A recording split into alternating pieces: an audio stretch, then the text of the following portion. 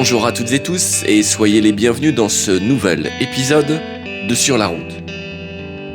Aujourd'hui, nous vous proposons une rencontre avec... Je m'appelle Pierrick Valla, j'ai 19 ans, je suis autiste Asperger et fier de l'être, ça se dit? Tu l'as dit en tout cas. Je l'ai dit. Bonjour, je me présente, je m'appelle Carlos Bertoncelo Garcia, j'ai 21 ans, j'ai des troubles du spectre autistique. Je m'appelle Tristan Ebrard, j'ai 23 ans et je suis autiste Asperger. Aujourd'hui, vous l'aurez sans doute compris, il sera question d'autisme avec Tristan, Carlos et Pierrick, et avec Mathéo aussi. Rencontrés sur notre route lors d'ateliers radiophoniques ou de tournage de films, ils ont voulu simplement livrer leur témoignage dans le but de sensibiliser l'opinion publique sur leur réalité, dont acte.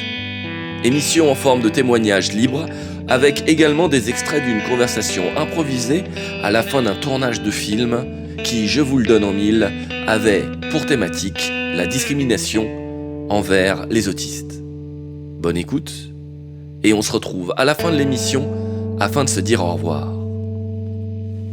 Ça tourne et action. Non mais regarde-le, regarde, il joue à quoi en fait? Il est chelou, genre on dirait qu'il est autiste. T'as raison. Pourquoi vous vous foutez de moi? Mais mec, on veut pas de toi, va te faire des potes, je sais pas, mais reste pas avec nous, t'es chelou, on dirait que t'es autiste en fait. Bah oui, je suis autiste et alors?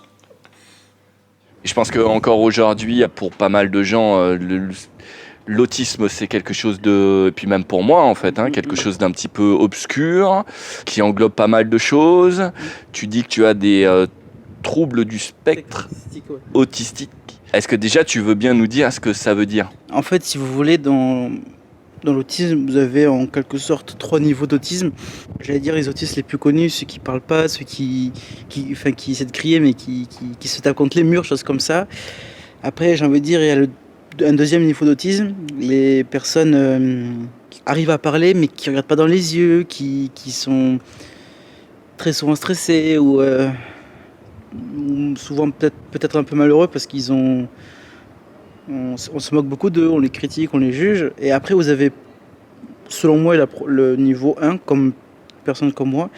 C'est-à-dire qu'en fait, je suis pas un autiste de haut niveau. J'ai des symptômes de l'autisme. C'est-à-dire, je peux vous donner un exemple.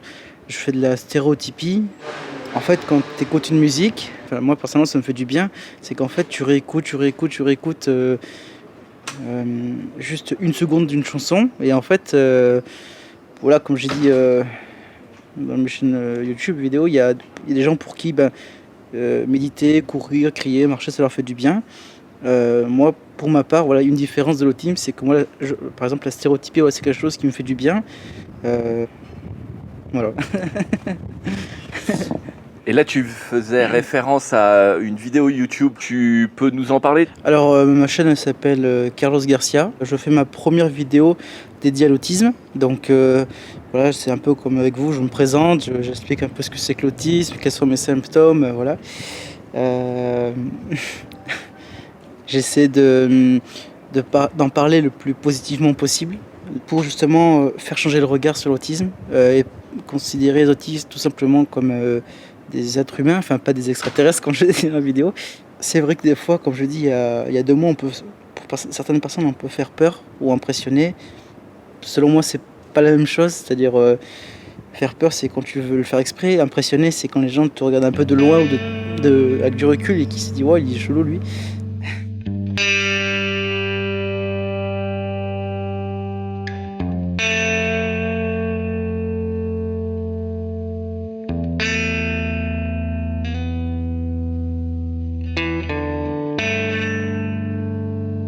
Quand une personne, disons, normale, même si c'est pas forcément anormal d'être autiste, c'est pas comment on dit, une personne qui n'est pas atteinte d'autisme. Voilà, une personne neurotypique.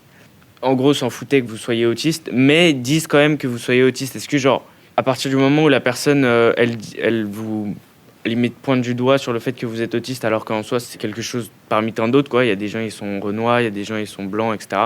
Tu choisis pas, quoi, en gros. Est-ce que, genre, vous, ça vous faisait chier sur le fait qu'on vous pointe du doigt sur le fait que vous soyez autiste ou en gros, vous vous en foutez, quoi, maintenant? Alors, très bonne question, Matt. Tout d'abord, je tiens à préciser que malheureusement, on est dans une société où on relie souvent l'autisme à une maladie psychiatrique. L'autisme n'est pas du tout une maladie. Pour certaines personnes qui ont un autisme plus important que nous les non-verbaux, comme ça peut être un handicap. Personnellement, moi, je t'avoue, je le prends plutôt comme une force. En quelque sorte, c'est un don pour moi, parce que j'arrive à avoir une autre vision du monde. Alors, j'en ai beaucoup souffert, hein, comme je pense beaucoup de personnes autistes. Mais par exemple, tu sais, quand tu vois les jeunes qui vont en boîte, moi, j'ai l'impression que l'autisme, ça m'a un peu empêché d'aller dans ce genre de contexte-là. Bon, c'est sûr que j'ai beaucoup souffert à l'époque, tu sais, j'avais pas trop d'amis, etc. Ouais. Maintenant, ça va mieux. Parce qu'en fait, genre, j'ai l'impression, l'autisme, passer un certain âge, les gens, ils commencent à s'en foutre beaucoup plus, quoi. Le fait que les gens soient autistes, ou genre ça reste tout le temps pareil, mais les gens ils camouflent un peu plus leur haine ou je sais pas ce qu'ils ont envers vous. Alors c'est une très bonne question. Je tiens à préciser là aussi que dans les pays nordiques, le Danemark, la Finlande, tu vois les pays là-haut, eux par contre, les personnes autistes sont habituées, c'est-à-dire que on pourrait voir un autiste passer dans la rue, on va aller voir est-ce que ça va et tout. Alors je veux pas accuser personne, mais parce qu'il y a des Français qui s'occupent des personnes autistes, mais je trouve qu'en France, les Français malheureusement sont très négatifs, quoi. En gros, ils sont racistes, etc. En fait. Ouais, voilà. Pas tous, voilà. Mais c'est vrai qu'en général, on dit en France, on est plutôt tendance à dire il est autiste, alors il est chelou, il est dangereux, voilà. Donc moi, de mon côté, pour la première question, moi, c'est vrai que j'ai été diagnostiqué sur le tard, donc du coup, les gens savaient que j'avais un souci. Ouais. Je me souviens que quand on m'a avoué que j'étais autiste, je me suis dit, mais t'as vécu 16 ans de ta vie sans savoir qui tu es. À chaque fois que tu en entends parler, tu réagis de façon à te dire, mais c'est quoi ce truc ? C'est vrai que sur le fait qu'on me pointe du doigt, on me dit souvent que je suis différent. C'est vrai que c'est des avantages quand j'étais à l'école, par exemple, que j'avais pas non plus beaucoup d'amis, j'avais resté beaucoup vers les professeurs par moyen de protection. Ouais. Mais après, je pense que pour moi, c'est une force. Je peux totalement m'assumer avec. Je vois que j'ai des connaissances, ou on va dire peut-être un don dans certaines matières scolaires. Je pouvais apprendre hyper rapidement ou calculer beaucoup plus facilement. Ouais. Surtout que moi, j'aime bien dire que c'est une force, parce que rien ne me garantit que si j'avais été, on va dire, neurotypique, rien ne me garantit que je n'aurais pas eu les mêmes problèmes de communication que ce que j'ai. Du coup, je pense que je peux facilement plus me vanter d'être autiste, plus l'assumer aux yeux de tout le monde, même le crier sur les toits, parce que, au fond, vu que je m'assume, je pense que ça passera beaucoup plus facilement aux yeux des autres.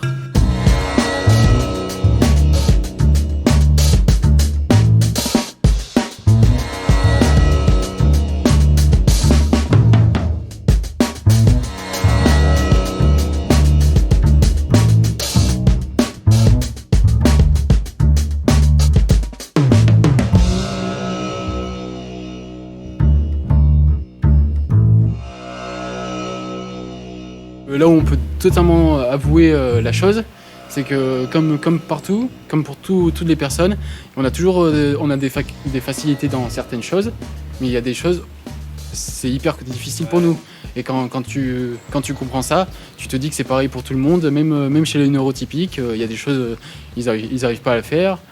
Nous, on arriverait peut-être à trouver un nombre avec toutes ces décimales, mais derrière, et ne pas savoir faire la cuisine, et quelqu'un saura peut-être faire la cuisine, mais pas ça. Mais limite, en fait, se faire diagnostiquer autiste, est-ce que genre ça vous permet même de répondre genre à des questionnements? Par exemple, tu disais tout à l'heure que tu as été diagnostiqué à 16 ans, et que du coup, avant ça, tu avais des problèmes pour tout ce qui était de faire des copains, etc. Et que du coup, ça a peut-être répondu à ta question, et le fait que c'est pas forcément de ta faute à toi directement, mais que c'est dû à, en fait, cette différence au niveau du cerveau, en fait, cérébral, que toi, tu n'y peux rien, en fait.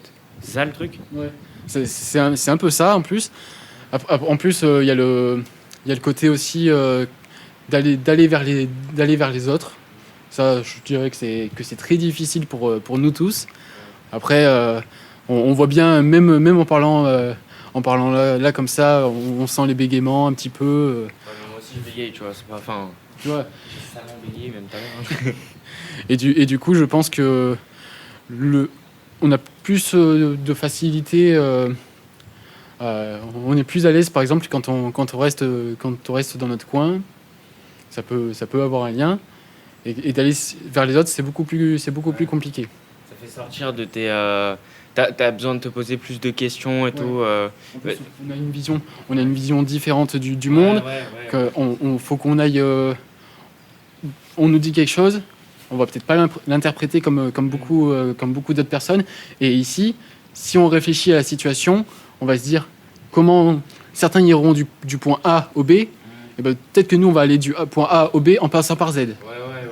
On va peut-être contourner la chose, on va essayer de trouver la chose pour aller directement dedans. Moi, je me souviens quand j'étais en cours ou autre, j'étais dans une classe très très influente et je me retrouvais, mais j'étais très très influencé. Et en fait, j'avais pour habitude de rigoler aux blagues des gens, même si je comprenais absolument rien à ce qu'ils disent. Moi, je comprends rien aux métaphores, à l'ironie. On me dit que j'ai pas d'humour, bon, ça dépend lequel. Et après, il y a les contrepétries, ça, faut pas m'en dire une, je vais rien comprendre du tout.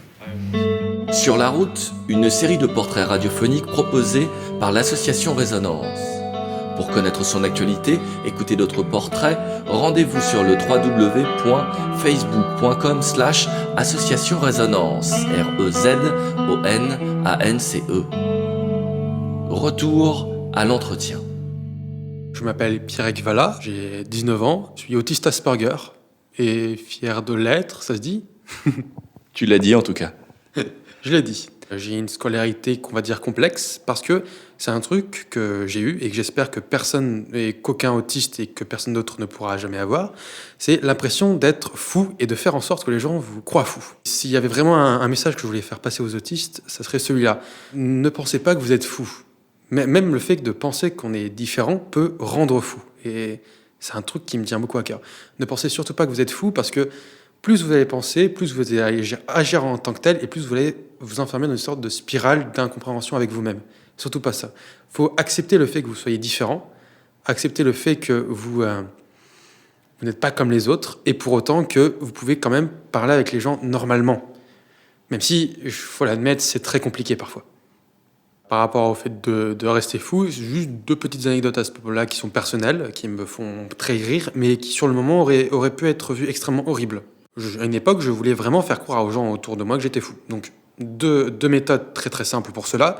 Quand j'étais encore à l'école, enfin au lycée plus précisément, j'attendais qu'on soit en début de l'été, donc avant les grandes vacances, et pour bien montrer que j'étais fou, je faisais une chose totalement stupide qui était me mettre pendant l'après-midi sur le sol de la cour, qui était donc chaud par rapport à la journée.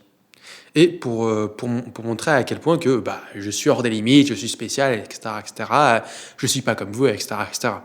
Donc du coup, ça dérangeait plein de gens. Évidemment, j'avais pas eu de problème avec l'administration du collège, du lycée, parce que c'était bons amis. La seconde chose que j'avais fait pour faire semblant d'être fou, et pour donc du coup m'éloigner des autres dans un certain sens, parce que en montrant que j'étais fou, j'arrêtais de faire du mal aux autres, enfin pour moi, et j'ai arrêté de faire du mal aux autres en étant fou. C'était de commencer à me mettre la musique de la fond dans mon casque, dans mes oreilles, et me mettre à danser en plein milieu de hall, comme ça. Évidemment, ça me mettait une sorte de barrière de sécurité, et les gens ne voulaient pas s'approcher de moi parce qu'ils pourraient se prendre des coups, etc., etc.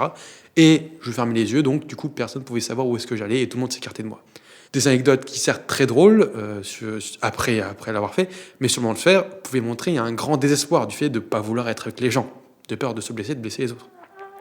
Voilà.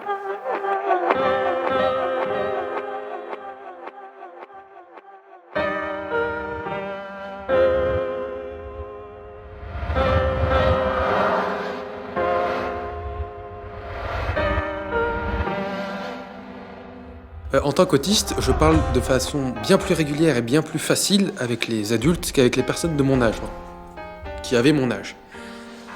Simplement parce que les personnes de mon âge, j'arrivais pas à parler avec elles parce que j'avais un lycée, il faut le dire, qui était pas vraiment dans mon mode de pensée à l'époque. Bien plus bourrin et tapage sur la gueule que vraiment philosophique et acceptation de la bizarrerie. D'où le fait de devenir fou. Mais j'arrivais plus facilement à parler avec les adultes, ce qui m'a sorti de beaucoup de situations assez spéciales. D'où une prof de philo folle. Oui, parce que les profs de philo fous, ça existe. Voilà. Comment dire? Tout ça pour vous dire que si vous n'arrivez pas à parler normalement, je parle pour les autistes et aussi pour les personnes qui ont aussi des problèmes comme ça, si vous n'avez pas parlé à un groupe dans lequel on vous met socialement parlant ou éducativement parlant, essayez de parler avec d'autres gens. C'est ça le truc. Ne vous forcez pas à essayer de penser comme les autres. Avec moi, ça n'a jamais marché. Et d'ailleurs, l'anecdote d'être fou est là pour ça aussi. Mais, comment dire? Ne vous obligez pas à vous rendre fou pour les autres. C'est ça le plus gros message.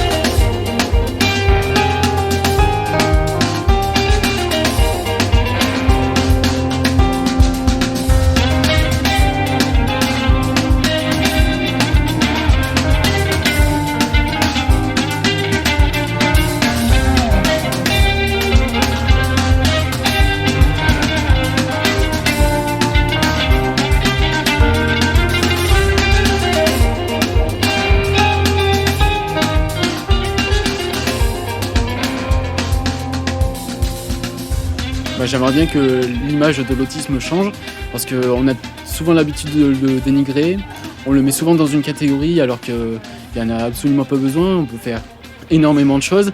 Après, il faut sûrement que ça prenne un certain rythme, il faut un peu de temps, mais on arrive souvent à faire les choses. Je trouve stigmatisant le fait que, par exemple, un autiste ne puisse pas jouer son propre rôle au cinéma, alors que toute sa vie, il va jouer un rôle pour se faire accepter auprès des autres, que ce soit extérieurement ou à l'école. Et ça, c'est très dommage. Ça me fait penser à la série Good Doctor avec Sean Murphy qui joue le rôle d'un autiste, alors que lui-même n'est pas atteint du syndrome d'Asperger comme moi dans la vie réelle. Et ça, je trouve ça très dommage. Alors qu'on voit bien que qu'importe la maladie, on peut jouer un rôle. Par exemple, on peut rebondir extérieurement sur la trisomie 21 avec Pascal Duquesne qui a joué son propre rôle dans le 8e jour, par exemple. Comme quoi tout est possible, tout est réalisable et j'aimerais bien que cette image elle change parce que ça serait bien. J'aimerais vraiment marquer mon empreinte sur ça.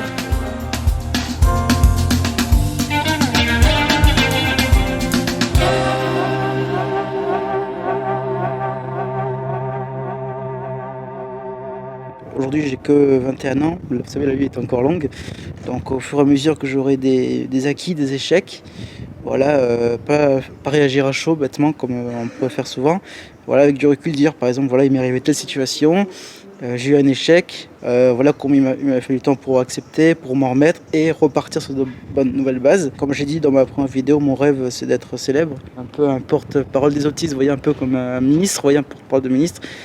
Quelqu'un qui justement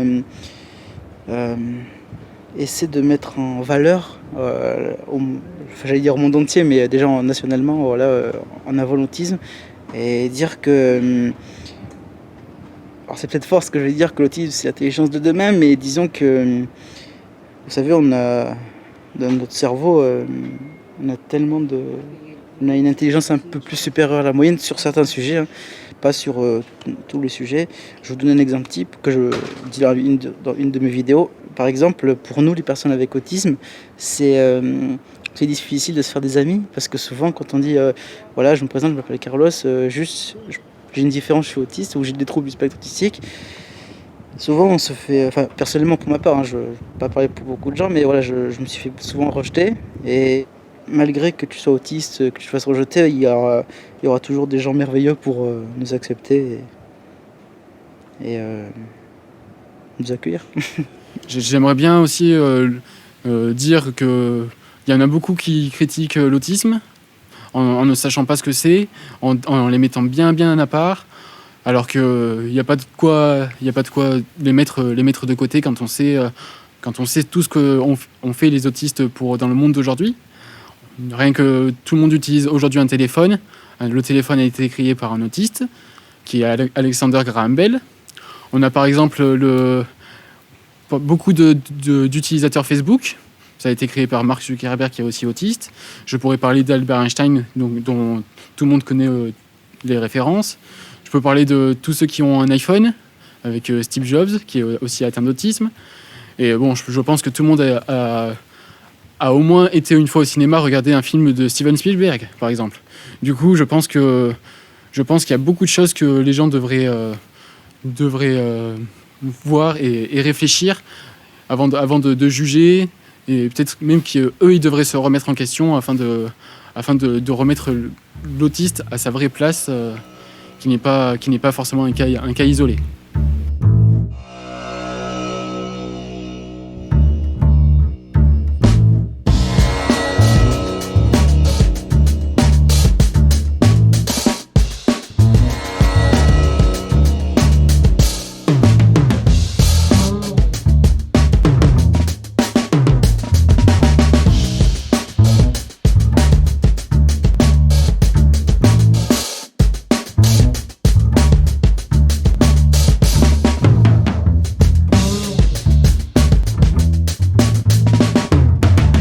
J'envoie des fois des messages à des stars, enfin des célébrités quoi.